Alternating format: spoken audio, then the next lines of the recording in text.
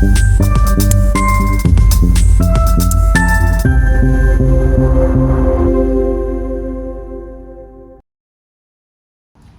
you have adrenal fatigue? It's a term that I often hear in the natural, holistic, functional medicine realm when people have been chronically fatigued for a long period of time. Maybe their hormones are really out of balance.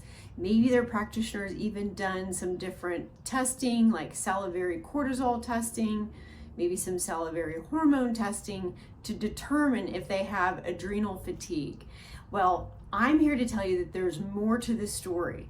If you've been chronically fatigued for a long period of time, what typically is going to happen is that just supporting those adrenals, which often are done by different adaptogen herbs and different other ways of supporting the adrenals, is not going to fix the problem. And the reason for this is that it's a much deeper issue than adrenal fatigue.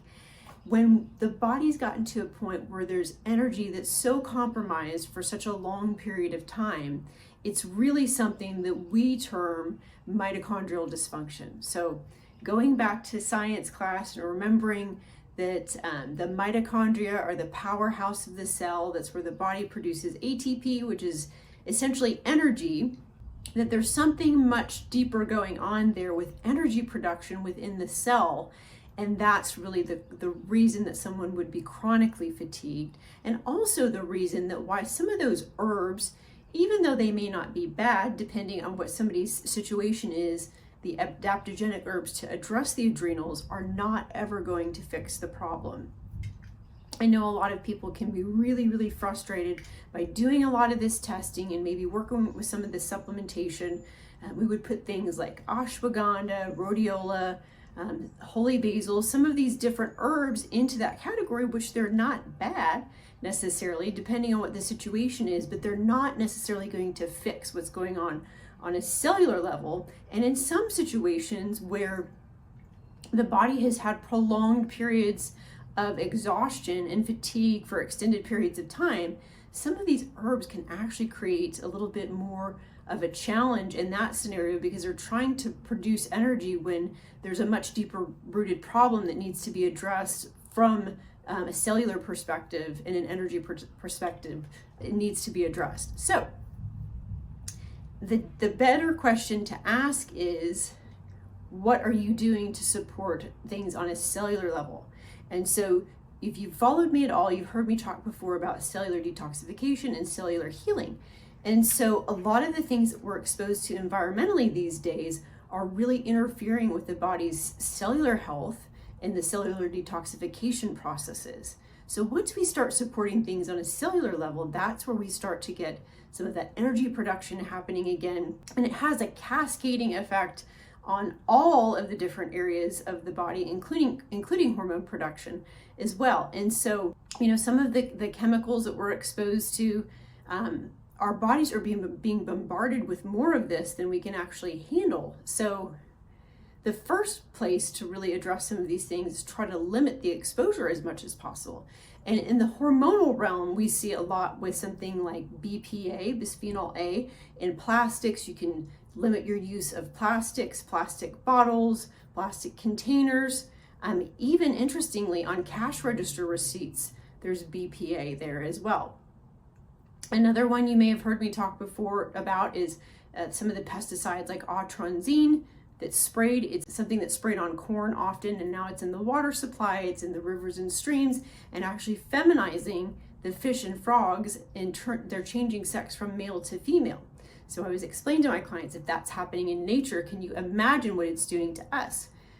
Being bombarded with all of these toxins all the time really starts to take a toll on the body's ability to manage all of these different stressors. On top of the fact that we're running a pretty crazy pace of life, the technology that we're dealing with, those are different stressors as well. So we want to do as much as we can to limit some of the environmental exposures and support some of that mitochondrial health where we can too. So there can be some different supplementation that you can work with that as well.